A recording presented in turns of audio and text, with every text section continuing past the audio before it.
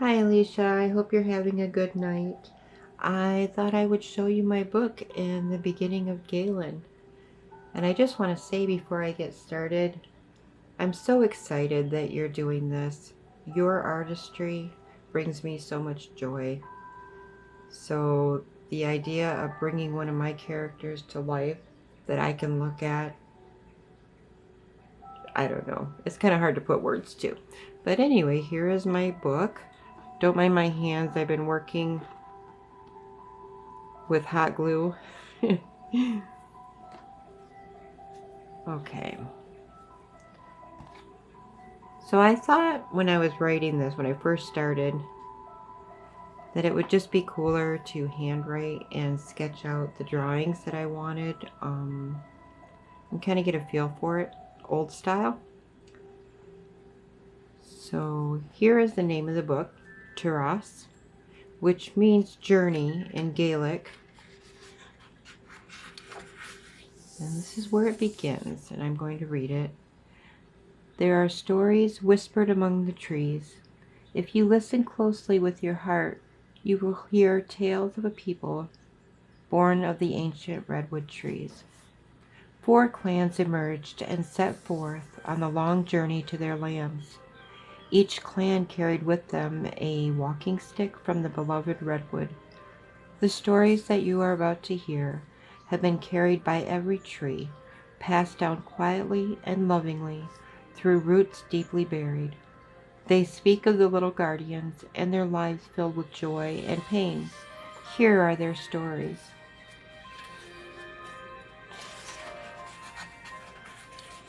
This is just an overview of the clans. The one that Gaelin comes from is the Ash Tree clan. They are the 3rd clan to emerge and brought with them a walking stick made from the mother tree and began their migration to the southern lands. They have longer limbs, a darker complexion with hazel eyes. Okay. Every dream starts with a seed. My name is Morlock, Sunar to the Ash Tree clan.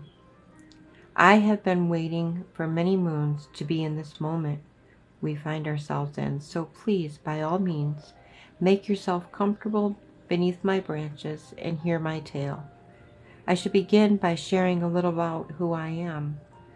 When the Ash Fae emerged from the great birth, I came forth as well, bestowed with the great honor to be counselor, protector, and overseer to the south. Since the Rowan of the first year, I have seen many of our ways forgotten. In your time, much has changed. Rings of a time filled with harmony between the world of Fae and human is but a spark. However, a spark can be fanned. Step close, human. Blow gently on that spark. Imagine the sounds of voices like bells and the pitter-patter on your heart of tiny feet dancing across, like rain on a roof. This is what we call Radhark. It is the sight, the balance of the in-between, where all that seems impossible burns bright.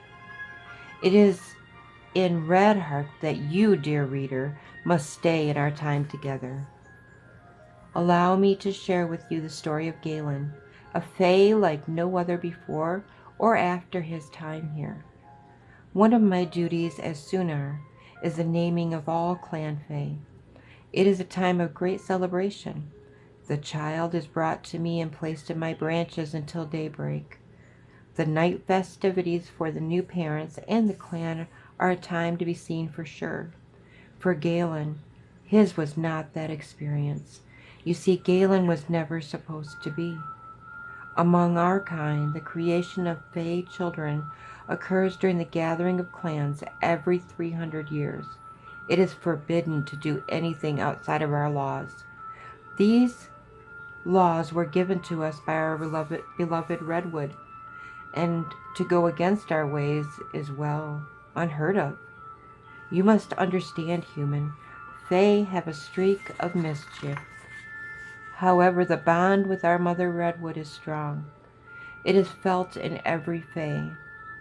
For thousands of years, Galen's mother, Una, was the very epitome of grace and beauty, guiding all Fae and living in perfect harmony among her people. I had named her so well. She was favored and revered as one of the originals to come out of the Great Birth. Because of the bond all Sunars share with their Fae, I knew the moment Unok had broken the law of creation. When she came to me under Gaelin Fomar, the moon of harvest, my heart sank. The one proud Unok stood before me with tears running down her beautiful face, holding a quiet yet squirmy bundle to her breast. The suffering in that moment was far too much for me to endure. I quietly asked her to place the child in my branches. The look of shock and gratitude were almost too much to watch. You see, my love for Una quenched the anger of what she had done. A hush fell over the forest as she kissed her son's forehead and gently settled him with me. The moonlight washed over the face of my charge and revealed eyes far too wise for one so young. I began my searching for his essence and found there a beautiful stillness and quiet pride. How interesting to see these characteristics in a new soul. As the sun touched my branches, I whispered, "You, my child, are now Gaelin, Fae to the Ash Tree clan, son of Una, guardian to all that you see around you. Your name means the Quiet One. It is so."